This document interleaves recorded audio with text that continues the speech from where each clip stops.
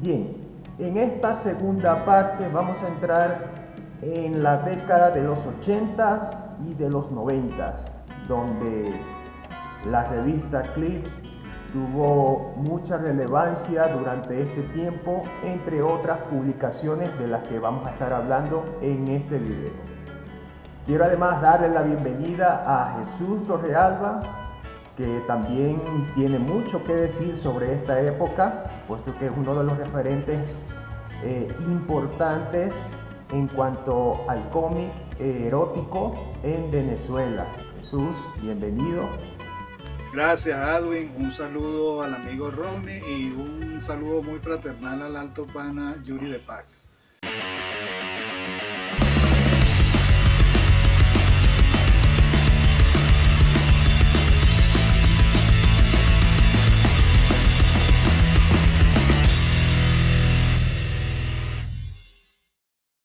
Avi, antes de hablar de Clips, no podemos dejar de lado tampoco un movimiento de cómics importantísimo que sacó justamente en el Zulia, la editorial del Lago, con unas colecciones maravillosas que se llamaban Héroes de la Patria, Hechos de la Patria y Caciques de Venezuela. Estamos hablando de más de 40 revistas que sacaron, haciendo pues todo un abanico abierto de la historia venezolana. No seas malo. Claro, es que, o sea, si nada más Hechos de la Patria eran 12. Sí. Eran 12. Héroes de la Patria eran 12 más. Estamos hablando de 24. Y Caciques eran 10. Entonces ya estamos hablando de 30 y pico. Y ellos sacaron algunas cosas adicionales como elementos sueltos antes de desaparecer por completo. Que todavía se consigue por ahí, algún librero tiene alguna cosa. Yo tengo algunas revistas de Héroes de la Patria. Todavía me queda que si Francisco de Miranda, Mira, tengo a Simón Rodríguez. No seas malo, que acabas de romperme el corazón. Porque yo tengo creo que son 32 revistas de esa colección. Y tú me dices que son 40. No, chavo. O sea que te falta. No. Me faltan 8. Yo tengo como 8 nada más. Ojo, y ahí la calidad del guión y la calidad de las ilustraciones y de la impresión, porque se trabajaba en glacé 150. Sí, y además era lomo cuadrado. Y además a tamaño más grande que el tabloide, o sea, perdón, no tan grande como tabloide, ni tan pequeño como carta, era un tamaño considerable, que te permitía una lectura muy sabrosa de la historia que estaban narrando, y no era nada más contarte la historia y ya. Recuerdo que el Mariscal Sucre es un viaje que están haciendo unos panas por el Amazonas y empiezan a narrarte la historia de Sucre en paralelo con su aventura. O sea que había un buen desarrollo pues de la escritura, había un muy buen desarrollo gráfico y había una edición cuidada, que eso pues también te da como pie a que luego estos movimientos underground, motivados a que había unas editoriales que confiaban plenamente, ya tenemos al Gallo Pelón, tenemos Patota Política, tenemos el Sádico Ilustrado, tenemos Editorial del Lago. Oye, nosotros también podemos hacer nuestra movida independiente sin necesidad de las editoriales, ¿no? Y de ahí es donde nace todo lo que está contando Yuri y ahora Clips, ¿no? Ah, bueno, estos cuentecitos que estás mostrando ahorita, esos no son de la Editorial del Lago, esos son unos cuentos tapaduras. Esos son tapaduras. Pero que tienen formato de cómic, ¿no? O sea, la mayoría tiene formato de cómic. Esos son cómics, yo tengo esos también, son cómics. De eso tengo como 8 números que están, creo que, no recuerdo si todos están escritos por Manuel Pérez Vila. Sí, eso sí, porque eso es una edición particular. Ese señor se lanzó al lomo, hace todo ese trabajo él solito y se lanzó también la impresión. Esos no son los mismos de Héroes de la Patria, eso es otra colección. Eso es otra colección. De Héroes de la Patria, Eso sí es Héroes de la Patria. Sí. De yo tengo una reimpresión que se hizo en los puertos de Altagracia, por parte de la alcaldía entonces. Esos son como de 1979, 79-80. Mira, de algunos hay, los de Caciques hay una sola edición, pero de algunos personajes de Héroes de la Patria hay varias ediciones. No, okay. Eso salieron a finales de los 70, porque yo llegué a ver de Bolívar, o sea, yo tenía, de Bolívar eran 2 o 3, no recuerdo. Eran tres, Eran 3, ¿verdad? Yo tengo uno con una fecha y el otro es como 10 años después. Entonces, que no, era igualito y todo, pero omitieron poner que era segunda edición, ¿no? Y el tercero es de la misma fecha aproximadamente, o sea, más correlativo con el primero. O sea, Claro, eso quiere decir que que el justo, que tengo de segundo es una segunda edición. exactamente. Y que lastimosamente el ilustrador de la primera, que es una cosa maravillosa, no continuó con el Sí, tercero. Lo hizo alguien que tenía una calidad gráfica mucho menor. sí. El de Bolívar. Y fíjate algo, otra anécdota, es el que ilustró el primero de Bolívar. Yo después, en algún momento, investigando, conseguí que él ilustró unas cosas para España, para una editorial española. Y ¿Cómo? entre varios personajes, era un cómic histórico. Y ese señor era español, perdón, era venezolano. Creo que se El llamaba no- René Poblete, si mal no recuerdo. Y él hizo cosas para España, para una editorial española. Creo que después se terminó yendo a España, él como que era hijo de españoles o algo así, se terminó y tenía familia en España o algo. Pero él hizo cómics históricos también en España, o sea que eso también es importante. Sería importante rescatar toda la historia de este caballero, porque este caballero es, por decirlo así, el pionero ¿cómo se llama? Hoy en día se llama International Submission, ¿cómo es? Commission. Exacto. El primer En la International Commission de Venezuela.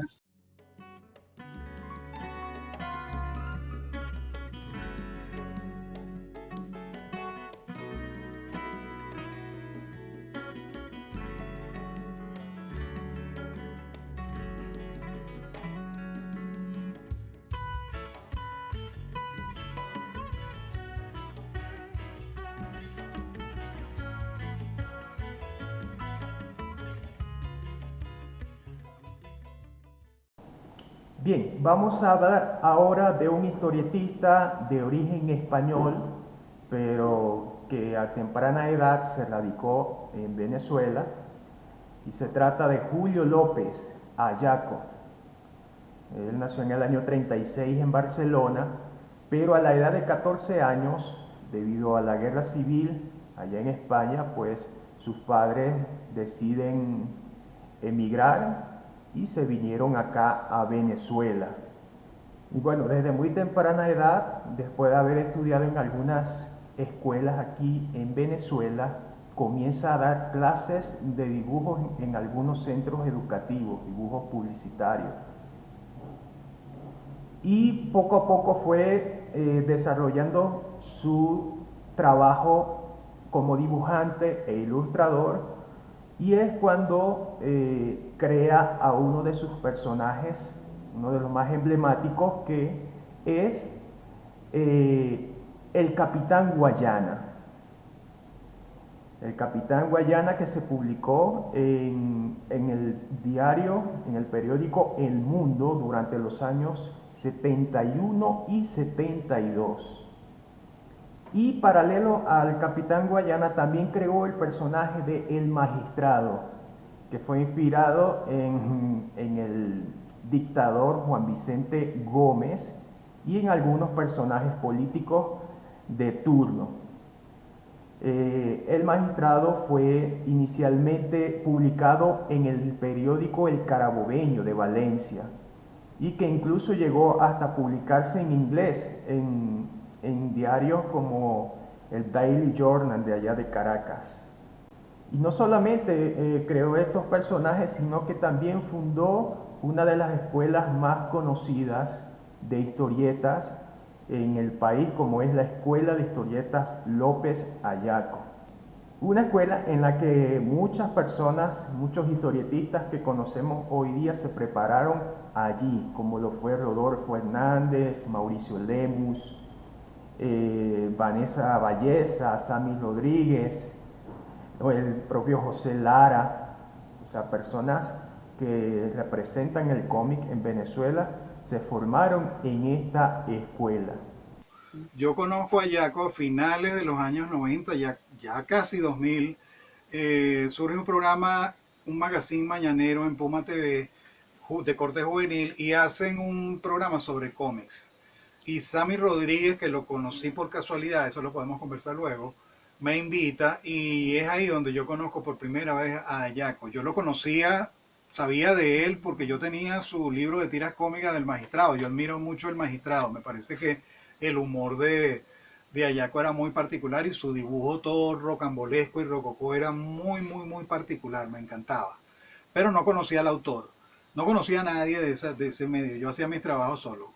Voy al programa de Puma TV y Ayaco me saluda, yo le digo que le admiro mucho su trabajo y él me dice, tú eres Torrealba, tú eres el del Camaleón, yo pensaba que tú eras un mexicano porque el estilo tuyo de dibujar las mujeres es muy de los mexicanos y eres un carricito, yo pensaba que eras un tipo mayor. En efecto, en esa época yo era un chamo comparado con el resto de los artistas, que casi todos eran extranjeros, los de artes gráficas y publicidad, y eran todos cincuentones, tenían ellos en aquel momento la edad que yo tengo ahorita. Bueno, ahí en ese programa de Puma TV es cuando Sammy dice que él hace una promesa pública y dice que él va a hacer todo lo posible en sacar una revista de cómic venezolano. Y ese era un sueño que ya tenía Ayaco. Ayaco era, la escuela de cómic de Ayaco era como una tríada, era un trío que lo formaba Ayaco, por supuesto, Sammy Rodríguez y Rodolfo Hernández, el ya desaparecido gran artista Rodolfo Hernández. Sammy y Rodolfo son tipos de carácter fuerte. Ayaco, al contrario, era un tipo muy jovial, le gustaba mucho la política, era un gran lector. Siempre que uno iba a la escuela López y Acosta en la mañana lo conseguías a él afuera, cerca del parque, con el periódico El Nacional, leyendo las noticias, inventando la madre por los desastres que hacía el régimen y todas esas cosas. Un tipo muy anecdótico, muy jovial. Luego trabajé con él en otras cosas. Y en el marco ya de la movida Venezuela en cómics, participé y conversé muchísimo con Ayaco en eventos que hubieron en el CELAR. Hubo un interesante evento sobre cómic y fue una exposición y ahí dio una buena charla Ayaco. Y en otros eventos, inclusive nunca di clases formales en la escuela de cómic López y Acosta, pero me invitaron como ponente un sábado a dar una charla sobre mi trabajo en el cómic erótico y la comercialización del material. Y de verdad un tipo jovial, él vendía incluso cómics en la escuela de cómic López y Acosta, se vendían revistas importadas de buena calidad y era un tipo que estaba muy actualizado en eso. Y estamos hablando de que en esas épocas ya era un tipo mayor. Pero grandes recuerdos y además muy jovial, aparte de talentoso. De hecho, con Capitán Guayana tenemos una anécdota muy cercana, pues una nené de 10 añitos aproximadamente me escribe por el Instagram de Amigos del Noveno Arte y me dice, disculpen, estoy haciendo una tarea para el proyecto de aula de este trimestre que tiene que ver con el desarrollo del cómic y con la historia del cómic venezolano. Mi maestra me dice que el primer superhéroe venezolano es el Guardián y yo le digo que es el Capitán Guayana. Entonces yo quiero hablar con los expertos para que los expertos me digan si soy yo la que tiene razón o mi maestra. Entonces, claro, como tengo el libro que publicó Osman Acacio acá, hay un blog que habla sobre Capitán Guayana, bueno, yo voy y le doy todas esas referencias, le digo, mira, no, tú tienes razón, Capitán Guayana es el primer superhéroe, si lo vemos como suprahumano, es el primer superhéroe pues que se realiza en el país, que se desarrolla en el país por Julio López Acosta, aparece en el mundo, además lucha por la ecología, es un tipo que fue abducido por los extraterrestres, le he hecho todo el cuento. Y ella me dice, es que todo eso que tú me estás diciendo ya yo lo sé, pero yo no le puedo llevar la contraria a mi maestra. Entonces yo voy a dibujar al Guardián. Y yo le digo, bueno, pero entonces haz una cosa, para que no le lleves la contraria a tu maestra y puedas además pues decir fehacientemente y manifestar que tú de verdad conoces al primer superhéroe venezolano, haz como hacen los grandes ilustradores y dentro de tu dibujo del Guardián incluye al Capitán Guayana, inclúyelo en una posición pues en la que tú consideres que tenga relevancia. Y la niña pues se dibujó a su Guardián pues poniéndolo en la primera instancia del dibujo, pero luego en un edificio por encima del nivel del Guardián dibuja al Capitán Guayana desde las alturas viendo todo. Y entonces la maestra quedó encantada con el trabajo, pues ella cumplió con su cosa, la mamá me escribió, me felicitó y me dio las gracias por haber tratado a la niña de manera profesional y además haberla inducido a que no dejara de lado su postura ante una situación que le significaba conflictiva. Y bueno, terminamos publicando el dibujo ahí en el Instagram de Pana porque era una cosa maravillosa. Pues estaba trabajando con historia del cómic venezolano, una cosa que casi nadie toca. Pues. El náufrago de Jorge Blanco. El náufrago, este personaje que tenemos acá. El náufrago de Jorge Blanco, que fue publicada en esa década. En 1980, justamente el náufrago nace. En el 80 duro, pues en el 80 clock. Por eso te digo que va antes de Eclipse, porque Eclipse, si mal no recuerdo, es como del 85, 86. Exacto, mientras que el náufrago es de los 80 empezandito, pues. Entonces, justo hay como un boom. Además, el náufrago yo creo que es el bestseller venezolano en términos de cómics, es el cómic más vendido, mejor comercializado y con una estrategia de marketing que le permitió, pues, consolidarse como personaje en términos de publicaciones, material POP, franelas. O sea, yo no sé cómo no logró, siendo él, todo. Había lo que fuera. Además, vendían los libros con unas ediciones que no eran baratas, pues. O sea, había libros de bolsillo, pero habían también otras ediciones un poco más lujosas. ¿Recuerdan las tarjetas magnéticas para llamar por teléfono? Claro. Esas también, sí. Había algunas que tenían al náufrago. El náufrago llegó a tener animaciones, que las hizo Félix Nakamura, si mal no recuerdo. Esas no las conocí, esas sí no las conozco, no sabía. Y ella comenzó en el Diario de Caracas, primeramente, ¿no? Antes de poder ser compiladas en los tomos, que fueron 6 ediciones que se hicieron de los tomos en aquellos tiempos. Y todavía sigue trabajando Jorge Blanco el personaje en las redes sociales. Una publicación todos los domingos. Creo que para el diario, no sé exactamente de dónde es, si es de Venezuela o de otra región, en otro país, no lo sé. Pero sí, él todavía está publicando la revista La Tira semanalmente los domingos. Y sigue manteniendo el mismo efecto, la misma tendencia, el mismo estilo, todo. No ha cambiado nada y eso es algo muy importante en mantener la originalidad de un personaje. Entonces tenemos... Es difícil, además. Sí. No, lo que digo es como los tiempos cambian, como las situaciones y la forma en cómo percibimos estos fenómenos también cambian, es difícil mantener un personaje a lo largo del tiempo sin modificarlo. Y eso es un valor, pues, que se aplaude. Jorge Blanco, con El Náufrago, hace un cómic que tiene 2 lecturas. Una lectura superficial, humorística, pero también hay una lectura densa, humorística también, pero muy intelectual. Y su trabajo gráfico es brillante, o sea, yo me quito el sombrero, me parece que es quizá lo mejor que se ha hecho en Venezuela a nivel de cómic aquí.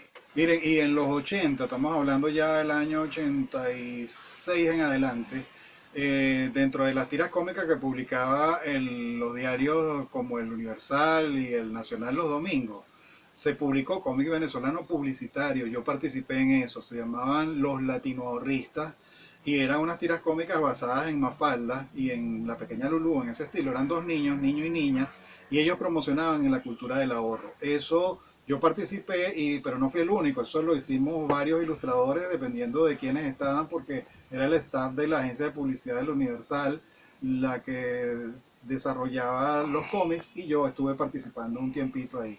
Lástima, no conservé nada de ese material. Los Latinoahorristas era cómic publicitario y eso ha sucedido muchísimo en Venezuela, desde el Morrocoy Azul hacía viñetas humorísticas que eran publicidad. Mafalda, de hecho, el personaje de Kino nace como una publicidad, creo que era de lavadoras o algo así, o detergentes, no recuerdo exactamente. Entonces ese es un fenómeno que sucedió y es bueno, es digno de mencionar. Bueno, ya esos detalles yo no los conozco, eso lo saben a ustedes. Sí, porque era complicado, ¿no? Pocas de estas revistas llegaban al Estado Zulia. De hecho, yo creo que no llegó nunca al Estado Zulia. Y era complicado. Pero la gran ventaja que ustedes tenían en el estado Zulia es que ustedes tienen publicaciones propias también, ¿no? Sí, muchos suplementos se desarrollaron desde los 80s hasta el siglo XXI. Por ejemplo, tenemos el suplemento Pito Quito, que fue creado por Nerio Alberto Borges Bracho, o como se le conocía, Panchito. Él creó el suplemento Pito Quito para el diario Panorama en el año 86, creo que fue la publicación de este suplemento. Y es interesante también porque allí comenzó Pito Quito. Pito Quito es el personaje y tiene a sus amigos, y era un suplemento donde se hablaba de diferentes temáticas al estilo Tricolor. Tenía su sección de aprendizaje, su sección de efemérides, temas centrales, entretenimiento, pasatiempos y la sección de historietas. Por ejemplo, allí creo, no hay mucha información al respecto, pero Panchito, este maracucho, él creó un personaje llamado Coquimbo a los comienzos de los 80. Él creó el 6 de enero, según tengo por allí registros de este personaje, fue la publicación de esta historieta llamada Coquimbo. Y Coquimbo narra las aventuras de un niño de la calle. Y tenía una mascota que era una hormiguita, Mingoña se llamaba la hormiguita. Entonces, estas algunas de las publicaciones en suplementos que tenía el diario Panorama, creado por este señor. Entonces, Coquimbo empezó a publicarse en los años 80 y se hizo una selección de estas tiras en un tomo, y fue publicado por Ediciones Celeven en el año 85. Pero después Pito Quito dejó de publicar historietas nacionales y empezaron a incluir todas esas tiras extranjeras.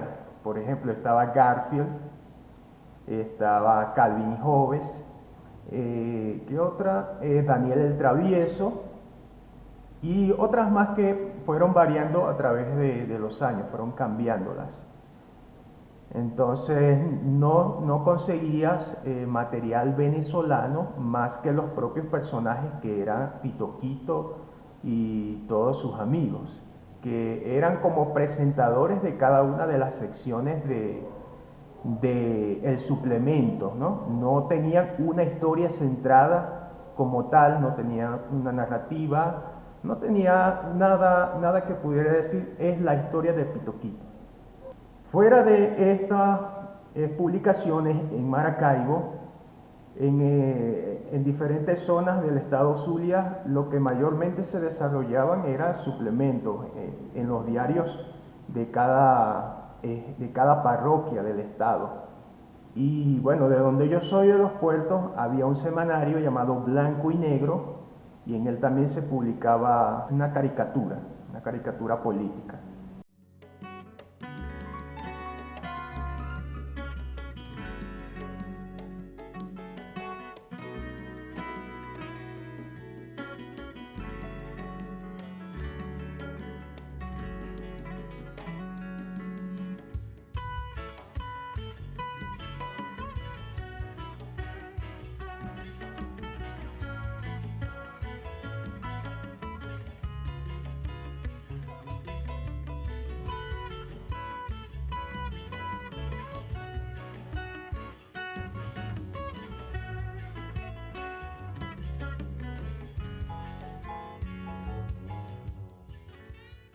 La revista Clips se publicó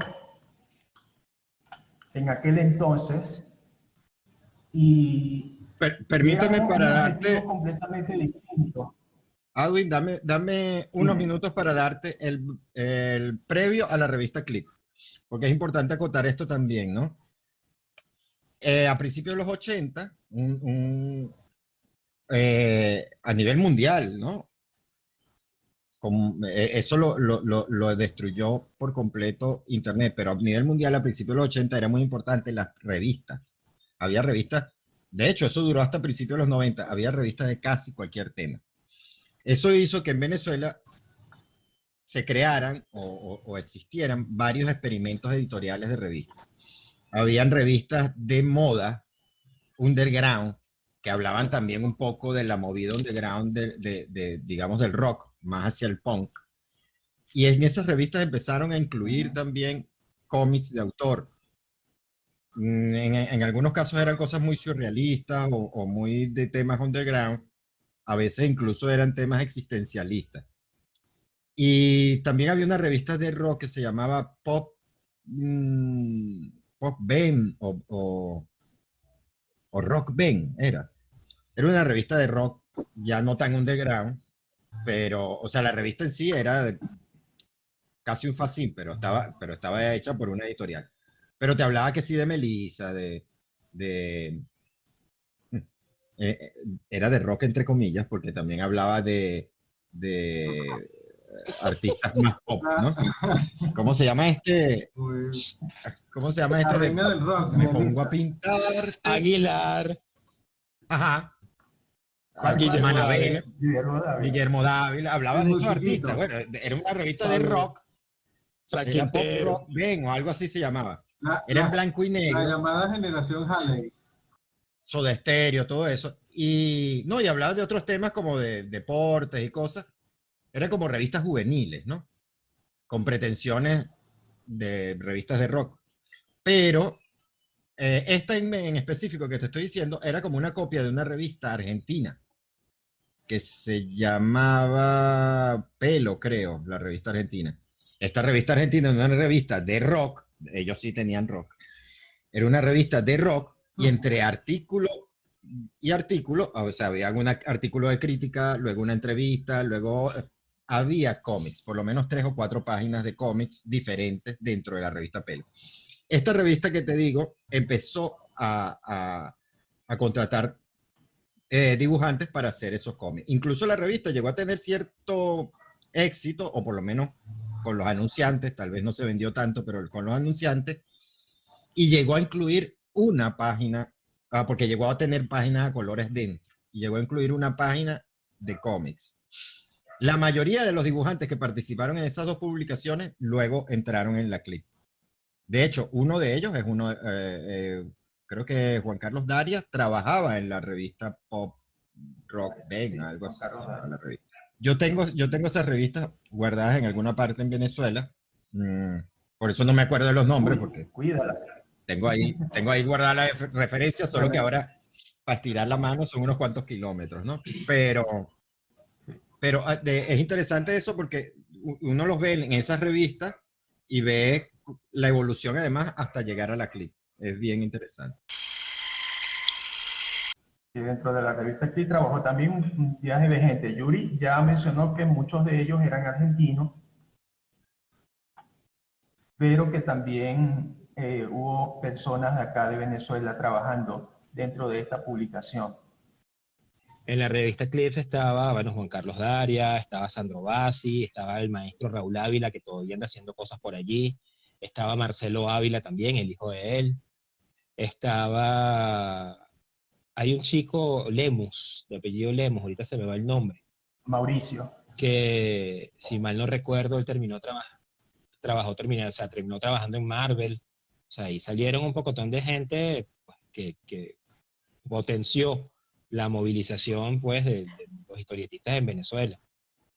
De allí, además, creo que todos los que estamos haciendo cómics en algún momento pues, asumimos como referencia las cosas que se estaban haciendo allí, porque si bien el concepto narrativo era más bien experimental, pues en términos gráficos había una madurez importante y había muchas cosas muy atractivas. De hecho, creo que ellos mismos en algún momento dijeron que simplemente no habían seguido haciendo clips porque la gente no la entendía.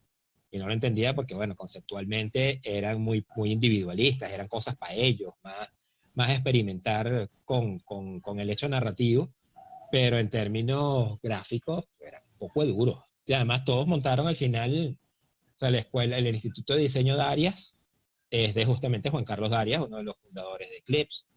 Creo que el Instituto de Diseño Pereira también nace pues de gente que estaba trabajando en esa revista y se convirtieron pues en gente que tuvo influencia decisiva en la movida publicitaria, en la movida del diseño, en la, ¿cómo se llama? La confección de las revistas que estaban de moda en ese momento. Todos estaban involucrados con el mundo editorial. Porque hay una cosa importante dentro de la concepción de Venezuela en Cómics, y es que Clips era un grupo cerrado. Mientras que Venezuela en Cómics, Sammy Rodríguez generaba convocatorias para que la gente participara de la revista. Entonces había como una apertura para que todos los narradores gráficos que estuviésemos por allí nos acercáramos y tuviéramos una ventana de difusión, cosa que no sucedía en Clips. En Clips era pues ya un grupo armado de gente que estaba colaborando para sacar adelante esa revista, mientras que lo otro era como un scouting que se hacía dentro de la gente que estaba relacionada de alguna manera primero con la escuela de historietas Julio López Acosta Ayaco. De ahí salió pues una gran cantidad de gente que se dedicó al tema de la historieta y al tema también de la publicidad. Y entonces Sammy Rodríguez pues empezó como a captar primero a los panas y después empezó a darle como más cabida a otras personas, al punto de que yo me considero un descendiente de Venezuela en Cómics, porque mi carrera como historietista nace en una convocatoria de concurso con ellos, que eso no lo hizo más nadie. O sea, de hecho, ni siquiera Sancho, ni siquiera las escuelas institucionalizadas, pues, ni Sancho, ni Julio López hacían concursos, mientras que Venezuela en Cómics se lanzó al menos 2 ediciones del concurso nacional de cómic y manga, en el que un grupo de artistas que todavía están haciendo cosas, y me incluyo, nacimos de ahí, pues, o sea, yo me atreví a mandar un cómic por primera vez fue para ese concurso, si no, nunca me hubiera planteado la posibilidad de hacer historieta. Entonces ahí yo veo un valor distinto entre lo que significa Venezuela en Cómics a lo que fue Clips en su momento. Que ojo, sí, los dos son referentes y son referentes positivos. Sí, y aquí quiero aprovechar para lanzar una reflexión en ese respecto, que una de las cosas que le faltó a esas escuelas, incluso a la Instituto de Ilustración Ávila, creo que se llamaba, que estaba por la Castellana.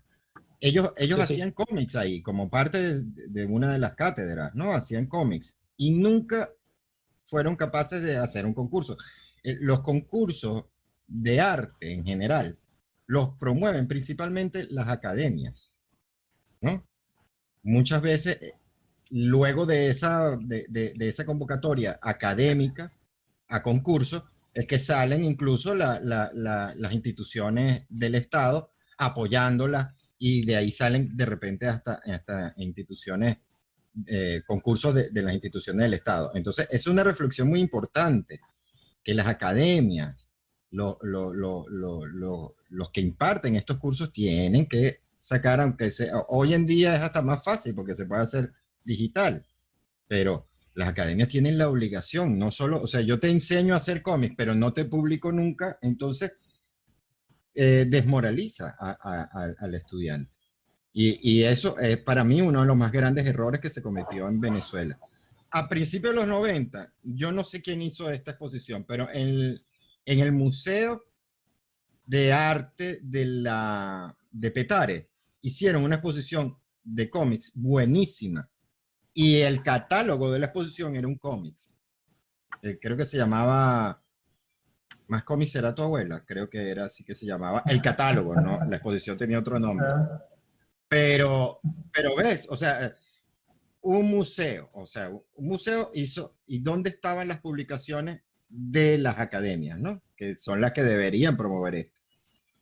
Y luego hicieron concursos donde también salieron exposiciones en galería, una tienda de cómics a principios de los 90.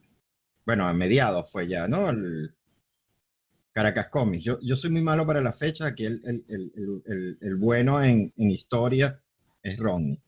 ¿Qué te pasa, loco? Mira, no, pero no tenemos a Fernando por ahí. Fernando Pérez es uno de los autores No, de no está. esas exposiciones.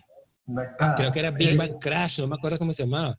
No, la de Fernando fue ya en el 2000 y fue convocada o fue, sí, por así decirlo, convocada por la estancia. O sea, otra vez un Se hizo en la museo. estancia, exacto. O sea, otra vez un museo. ¿Y dónde están los que debieran impulsar eso, que eran las academias, ¿no? También se hizo una vez una exposición en la Galería de Arte de la UCB. Ahí sí creo que estaba involucrada la gente de la Escuela de Arte. Creo que es una iniciativa de estudiantes. Sí, esa exposición luego se presentó en otro lugar. No recuerdo exactamente Claro, tienes dónde. razón.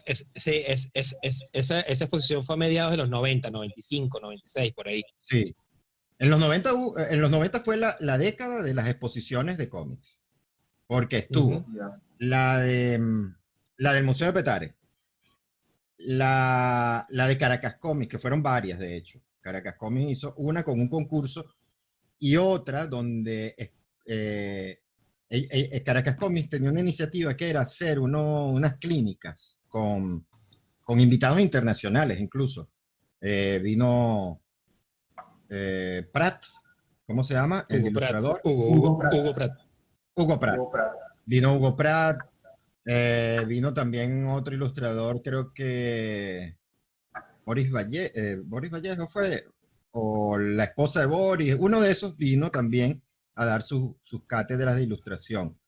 Por supuesto, estas cátedras, estas clases magistrales tenían un costo, pero generaban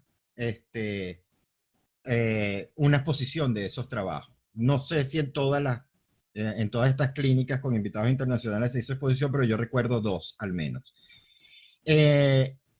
Y en uno de esos concursos que hizo Caracas Comics, la tienda de cómics Caracas Comics, el propio Hugo Pratt fue el juez, uno de los jueces. O sea, imagínate, juez de talla internacional.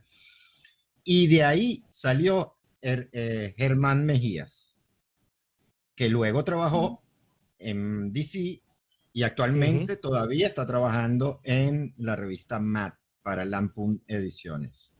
Entonces imagínate el valor de hacer ese tipo de cosas. Y bueno, y creo que estamos en un buen momento para retomar ese tipo de cosas, ¿no?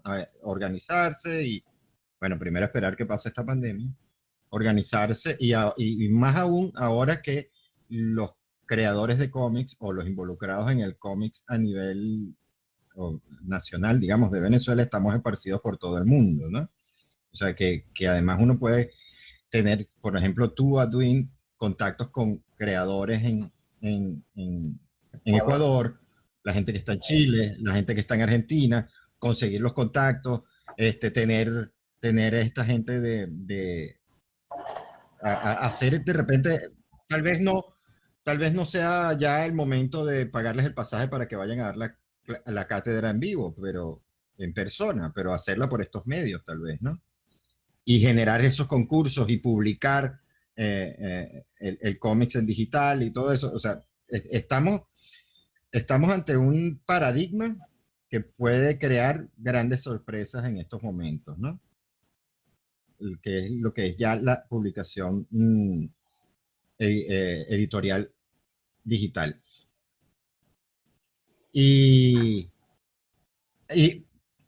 además les recomiendo estar atentos a los que andan buscando cosas por ahí, a estos catálogos de estas exposiciones, porque estos catálogos todavía se consiguen eventualmente por ahí. Yo vi uno hace aproximadamente año y medio que lo estaban ofreciendo en Mercado Libre, pero ya yo tenía ese. Pero hay que estar pendiente porque además estos catálogos son importantísimos para documentar la historia del cómic venezolano. Oye, totalmente de acuerdo con la ventaja y que hay que reconocerle a Sammy la cuestión de la convocatoria. Pero estamos hablando de Venezuela en cómic ya es del 2003, algo así, del 2000 en adelante, no son los 90. Vamos a echar a una revisión porque es que falta una industria que floreció en los 70, en sus 80 tuvo el boom y en los 90 desapareció que es la industria del cómic erótico, que poco se habla de eso. En 1971, Alberto Vivanco empieza con lo que empezó como una revista Gozón, de este formato, y esa revista duró 3 décadas, no es juego. Pero no solamente fue una revista, sacó como 7 revistas, sacó Pura Risa, sacó La Ballenita de Chistes, Buen Humor, etcétera, etcétera, etcétera. Es decir, fue todo un desarrollo editorial que salía semanal y además se publicaba de 30.000 ejemplares para arriba. Eso es innegable, o sea, no tocar eso en la historia del cómic en Venezuela está mal, porque no existe comparación. Claro, lo que pasa es que estamos hablando de un humor cáustico, erótico y a veces porno. Ojo, yo no participé nunca con el Gozón. Yo empecé a trabajar luego y ya vamos a conversar esa parte en otras publicaciones. Pero conozco a Carlos a Vivanco, lo conocí, Alberto Vivanco, perdón, y él me explicó, les voy a echar el relato de lo que me dijo de él, cómo había funcionado la cuestión del Gozón. Gozón empieza como una revista de humor. Ellos empiezan, pocos dibujantes, de hecho era Alberto Vivanco y otros 2 dibujantes más. Y es un éxito rotundo, entonces él necesita publicar más material y al principio no le quedó otra que fusilarse, republicar cartonistas de Estados Unidos, cartonistas de Argentina, donde otras revistas extranjeras ellos republicaban. Pero Vivanco obviamente toma la decisión de que necesita ilustradores venezolanos. Estamos hablando de la era antes de Internet. Entonces Alberto Vivanco me relata que a él le llegaban colaboradores de diferentes partes del país, no de Caracas nada más. Él trabajaba con unos excelentes ilustradores aquí, pero del interior de la República, de Maracay y todavía más lejos, le llegaba por correo, por el correo que funcionaba antes en Venezuela. Le llegaban los sobres con los artes originales y él los publicaba. Después era hasta un proceso ver cómo se hacían los pagos de esos ilustradores, porque el ilustrador que trabajaba para el erotismo le daba por utilizar seudónimo, ¿no? Uno de los pocos que firma, Jesús Torrealba, cada vez que hace su dibujo erótico soy yo, pero todos se ponían que si Messi Puchó, el no sé qué cosa, se ponían sobrenombres, nicknames. Entonces había que empezar a hacer pesquisa, hubo gente que quedó disgustada con él, pero no fue algo a propósito. Ojo, yo solamente estoy repitiendo lo que me dijo Vivanco. De hecho, Vivanco me obsequió y me dio una cantidad de originales que yo colecciono y atesoro, originales de él y de muchos artistas que él no tuvo cómo devolver ese material después de que fue publicado.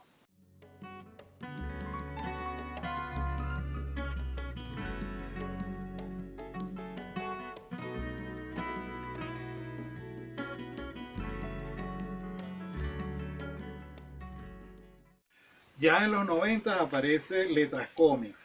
Hablemos un poquito, yo participé ahí. Letras Cómics, el periódico Letras era un periódico de la Facultad de Literatura de la UCB, un periódico universitario que tenía ya una trayectoria. Pero en los 90 surge un fenómeno con el periódico Urbe, el semanario Urbe, que de verdad que la pegaron del techo. La directora, no me acuerdo el nombre de ella, hizo un semanario de contracultura juvenil, pero interesantísimo. Y la gente de Letras hizo su versión de este fenómeno, se metieron en eso y una de las decisiones fue apoyar un encartado de cómics, que fue muy interesante. Yo publiqué una página ahí. Me gustaba de Letras Cómics que aparte del material de los ilustradores hacían reseñas sobre el trabajo de nosotros, nos preguntaban, habían entrevistas, fue un encartado muy interesante de los años 90. Ok, hablemos de otros encartados. El encartado más famoso quizás de humorismo político de Gratero Lacho, El Camaleón, en el cual yo participé. Yo tenía, aquí pueden ver una página que hice yo siempre iba no por el tema político, sino por el tema del humor picante. Fue muy exitoso ese semanario y luego participé en el Panaburda. El Panaburda tenía más o menos la misma intención del Camaleón, pero era un poquito menos político y más farandulero y tenía más picor porque no iba con el Nacional, iba con 2001. y 2001 era un periódico un poco más hot, entonces yo fui el ilustrador ideal, las portadas del Panaburda eran míos, y los chistes, el texto, el humor escrito era de Carlos Muñoz, que era un tipo, pero es, me imagino, un tipo muy sagaz, un gran publicista con el que yo hice una dupla que en verdad la disfruté mucho. El Pana Burda, sentimentalmente a mí incluso me gusta más que el Camaleón, aunque reconozco que la trayectoria del Camaleón es como lo mejor. ¿Cuál es la historia detrás del Pana Burda? Fíjense, el Camaleón era muy exitoso y el periódico 2001 estaba muy interesado en hacer la competencia, pero el 2001 en principio lo que quería era llevarse el Camaleón a 2001, dejarlo, que Graterolacho dejara Nacional y empezar a publicar el Camaleón allá. Graterolacho, que era un visionario, dijo, oye, pero tenemos un staff grande de humoristas gráficos y de escritores, vamos a hacer un periódico aparte, que sea competencia del mismo Camaleón, y entonces me llama a mí como director de arte y a Carlos Muñoz como director editor. Y no, él crea el Panaburda y entonces nosotros fuimos la competencia del Camaleón, que tenía el alma general era del mismo Graterolacho. Mucho material de lo que salió en el Camaleón y de lo que salió en el Panaburda era demasiado caliente a su vez para publicarlo dentro de un periódico. Entonces surge la guacharaca. No les muestro aquí unos ejemplares de la guacharaca porque en realidad son bastante eróticos, entonces tendríamos problemas de censura. La guacharaca sí publicaba topless, publicaba desnudos con frontales y yo los ilustraba, era humor muy muy picante. Hay una anécdota tras la guacharaca. Una vez en una reunión del Camaleón, cuando estábamos entre el Camaleón y el Panaburda, Graterolacho nos llama a mí y a otros ilustradores que siempre nos rechazaban algunos dibujos, algunas caricaturas porque eran muy calientes y eran impublicables en esos dos periódicos, en esos dos semanarios. Entonces Graterolacho trae la torre de dibujos muy molesto y dice, ¿qué voy a hacer yo con ustedes que siguen dibujando cosas que son censurables? Pensamos que nos iban a votar, que nos iban a regañar, pero él lo que dijo fue, ¿saben qué voy a hacer con ustedes? Voy a hacer una revista que se llama La Guacharaca. Bueno, a raíz luego de La Guacharaca, desaparece el Camaleón, pero una cantidad de periódicos como El Tuqueque y otros periódicos parecidos empiezan a surgir en el interior de la República. Yo empecé a trabajar con ellos. Muchos de ellos ni siquiera vi las publicaciones porque no, yo enviaba, me pagaban por transferencias, etc. Y creó el personaje La Yuleisi. La Yuleisi aparece, la Yuleisi se origina por una convocatoria que hace Ayaco para las ilustraciones y las revistas de cómics. Y nos pide a nosotros, porque él tenía la idea de crear una cantidad de tiras cómicas para ofrecer a la prensa nacional. Muchos ilustradores cumplieron, otros no, y yo creé la Yuleisi y seguí haciendo los chistes durante mucho tiempo. Nunca se concretó nada, pero eventualmente yo las empecé a publicar en periódicos del interior y luego, finalmente, en la revista Iusex apareció la Yuleisi. La Yuleisi aparecía en la última página de la revista Iusex del grupo Sexto Poder, Quinto Poder, no estoy seguro. Esta es la Yuleisi. Y bueno, esta es una reseña, quizá no me lo crean, pero más que por autopromoción mía, doy todos estos datos sobre el cómic erótico, porque si no los doy yo, nadie más lo va a dar porque es un tema incómodo. Entonces me toca a mí el trabajo de hacer el cómic erótico y me toca la promoción, porque si no, esto se muere en el olvido. Gracias.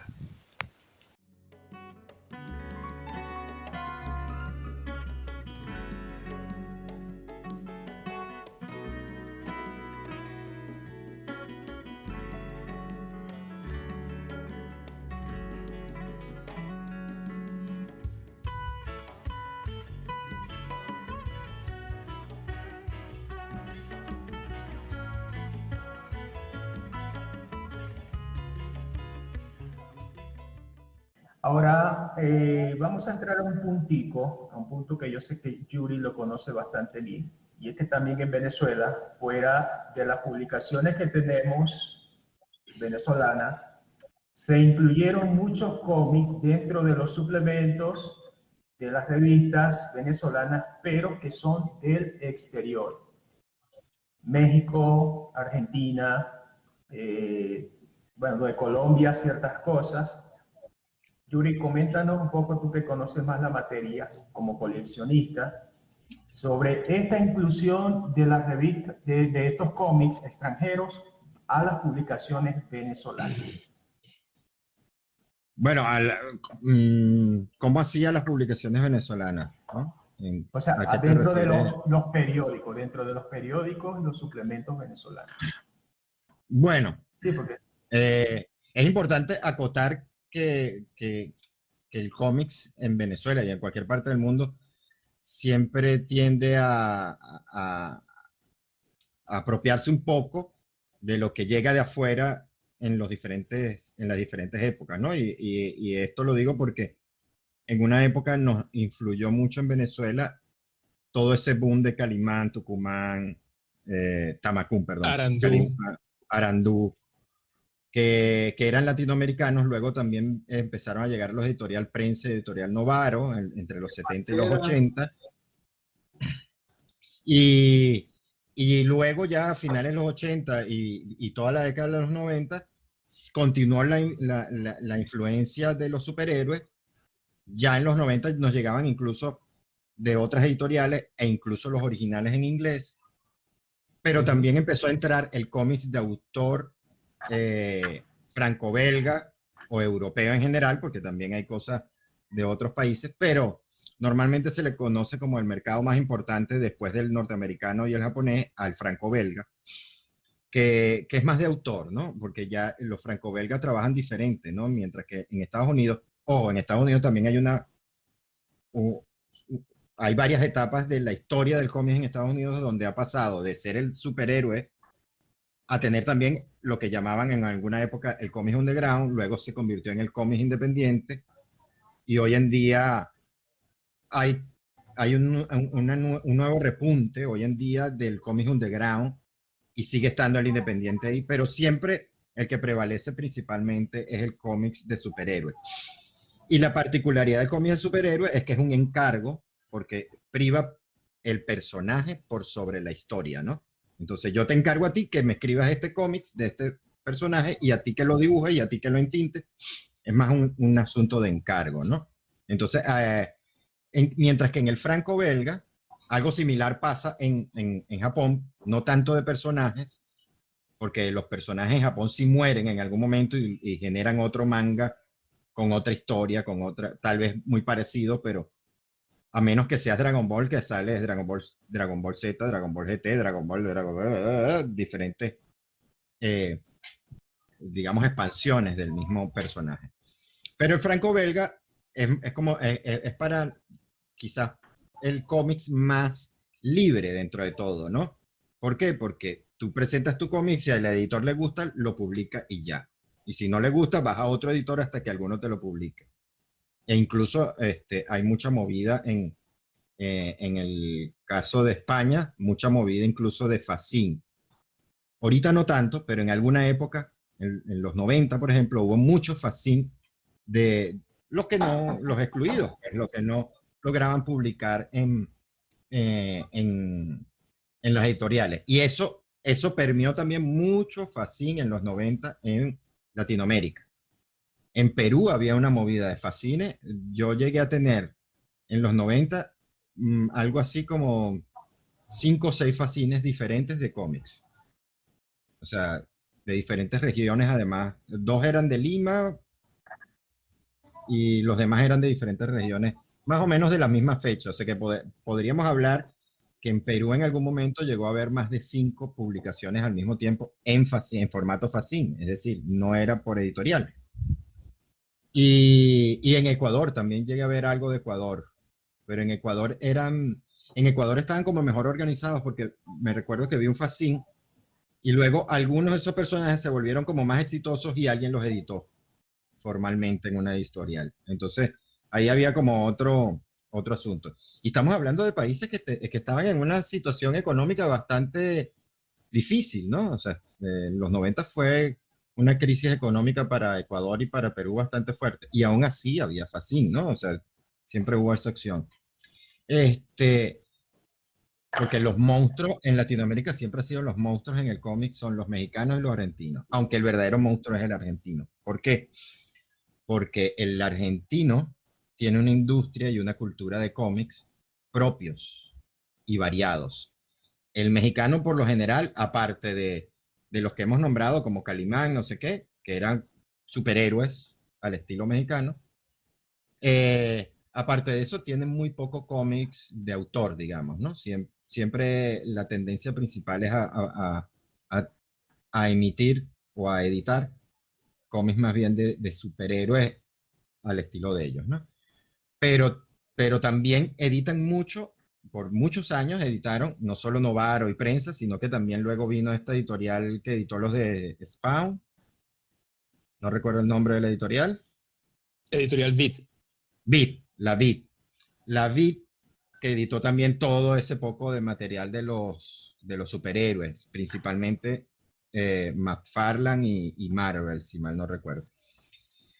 Y eso siempre da, o sea, el hecho de que tú tengas una cultura, aunque sea foránea, siempre da pie a que se hagan cosas también internas, aunque sean muy pocas en comparación con el otro material. Y esto en Venezuela también tuvo su repercusión, ¿no? En Venezuela también hubo algunos... yo no conozco un fanzine netamente de cómics, pero sí había muchos cómics en fanzines políticos como los que sacaban los anarquistas. Y bueno, sí, también llegaron a ver esos... ¿cómo se llama? Esas paginitas que incluyeron algunos periódicos, ¿no? El Diario de Caracas llegó a editar algo, una página los domingos, en la página de dominical, digamos, para niños, habían algunas cosas extranjeras y algunas cosas nacionales. Sí, las extranjeras generalmente vienen porque las grandes editoriales de noticias, F, ATP News, todas esas, ellas te vendían el paquete de noticias, pero además, como en Estados Unidos el cómic es sindicado, te hacían lo mismo que hacían los hollywoodenses. Te vendo una película buena, pero detrás vienen 7 películas malas, que me las tienes que comprar igualito y las tienes que pasar en tu cine. Entonces acá te vendo el servicio de noticias, pero también tienes que comprarme los cómics que tengo sindicados porque yo tengo que darle a comer a esa gente. Entonces por eso veíamos en el Nacional, en el Universal, en el Mundo, en las últimas noticias, esa gran cantidad de cómics extranjeros, pero como bien dice Yuri, en el diario, ¿cómo se llama? El Diario de Caracas. Fue, está? El Diario de Caracas, donde estaba el magistrado llegó a tener páginas a color los domingos. Y estaba y era media página. ¿Te acuerdas de Tuc? Estaba Tuc, por supuesto.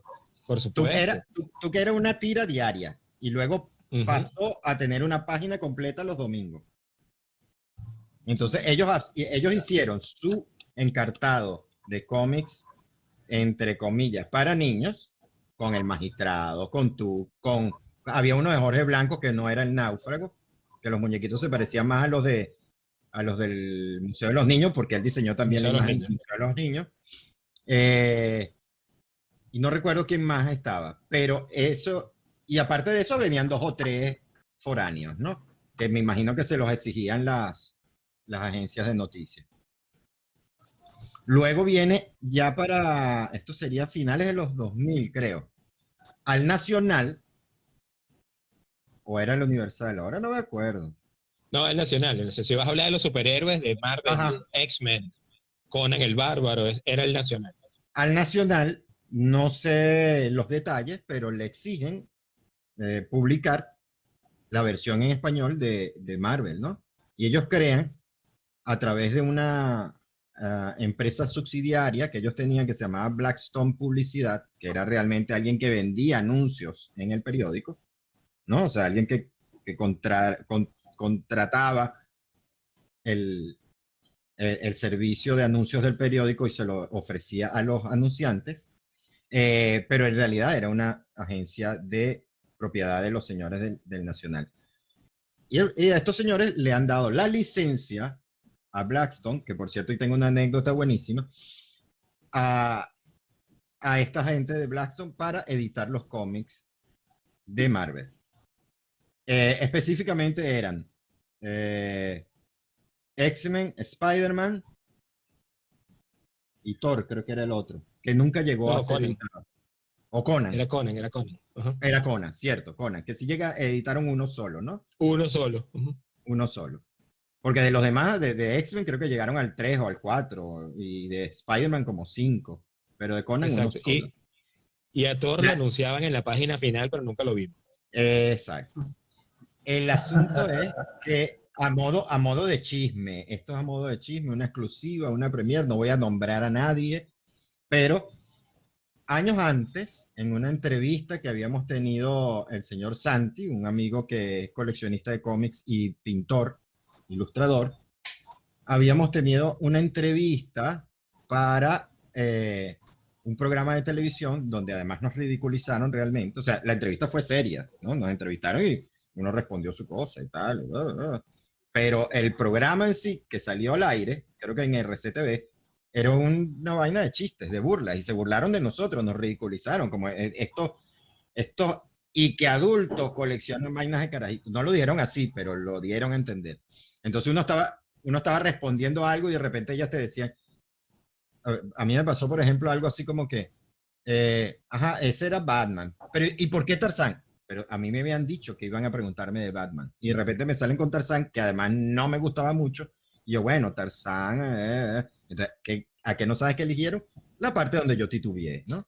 Y así mismo lo hicieron a Santi, y nos hacían preguntas ridículas y raras que uno decía, bueno, y uno respondía ahí, y ellos convirtieron el programa, eso lo hicieron con otras personas, ¿no? No fue solo con nosotros, con otras personas y en otros ámbitos, ¿no? En el ámbito de la música, de la farándula. Era un programa de burlarse de la gente, ¿no? ¿Eso fue en qué año? Como en el 93, 94, por ahí. Ok. Eran dos chicas. Bueno, lo cierto es que la directora de este programa, no recuerdo el nombre completo y tampoco la voy a nombrar, pero ella nos dijo, eso me parece de bobos, eso de coleccionar comiquitas, eso es para niños. Cuando veo a un adulto hablando de eso me parece de bobos, o sea que nos dijo bobo en nuestras caras. Y nosotros le dijimos, bueno, Santi, estábamos en casa de Santi, recuerdo, Santi le sacó, yo no creo que esto sea para niños, y le sacó un Manara. Y la tipa revisó así que, ¡ah! Pero esto es pornografía. Entonces, no, esos cómics, yo no, si yo tuviera hijos no le dejaría leer los cómics, porque a mí me parece que los cómics son una cosa perversa. Ok, ahí quedó eso. Años más tarde, yo no sé más de esta señora más nunca. Años más tarde me la encuentro en la gerencia de publicación de cómics de la Blackstone. Y yo así que, no puede ser. La tipa que odia los cómics es la encargada de editar los cómics. No sé cómo llegó ella ahí. No sé quién se le ocurrió la brillante idea de poner a la mujer que odiaba los cómics a editar los cómics de Marvel en Venezuela. Pero ya entendemos por qué la calidad que tenían esas revistas que salieron, pues fueron terribles, fueron muy malas. Yo creo que es lo peor que yo he visto. Yo creo que Marvel llegó un día y les dijo, ¿esto es lo que ustedes editaron? No, ven acá, ¿dónde está la licencia? Ras. Rompo licencia contigo. Bueno, me tienes que indemnizar, te indemnizo, pero yo no voy a pasar esta vergüenza. Yo nunca he visto cómics de Marvel tan mal editados en mi vida. Es una vergüenza, realmente.